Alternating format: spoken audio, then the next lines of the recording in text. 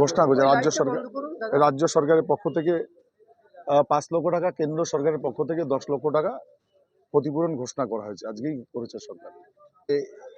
এইটা নিয়ে আমি কিছু বলবো না।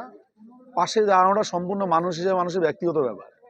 যিনি সময় পেয়েছেন তিনি দাঁড়িয়েছেন, যিনি পাননি তারা দাঁড়াননি, যার যার বিষয়। কিন্তু আমার মনে হয়েছে যে গোটা গ্রাম জুড়ে যে শোকের আবহ, তো আমার মনে হয় এই সময় গেলে ওদের একটু ভালো লাগবে, তা আমি সেই জন্য এসেছি।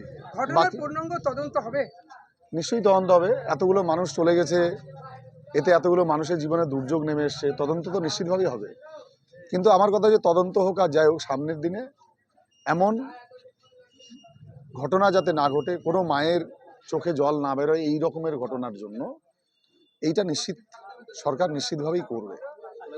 এই গেটটি বলে না, গোটা পশ্চিমবাংলার সর্বত্র, গোটা ভারতবর্ষের আন্ডারপাস করবার জন্য সেন্ট্রাল গভর্নমেন্টের পলিসি এটা, গেটকে তুলে দেয় আন্ডারপাস করা। কিন্তু বিভিন্ন জায়গায় রাজ্য সরকারের সহযোগিতার কারণে জমি পাওয়া যায়নি বলে অনেক জায়গাতে সেটা করা সম্ভব হয়নি। পদক্ষেপ নেবেন? আশা করি আজকের ঘটনার পর থেকে আমাদের সবার উচিত শিক্ষা হবে, যাতে করে আন্ডারপাস হয়। তার জন্য আরও সরকার তৎপর হয়ে জমি নিশ্চয়ই কেন্দ্র সরকার হাতে দিলে নিশ্চয়ই আন্ডারপাস হবে।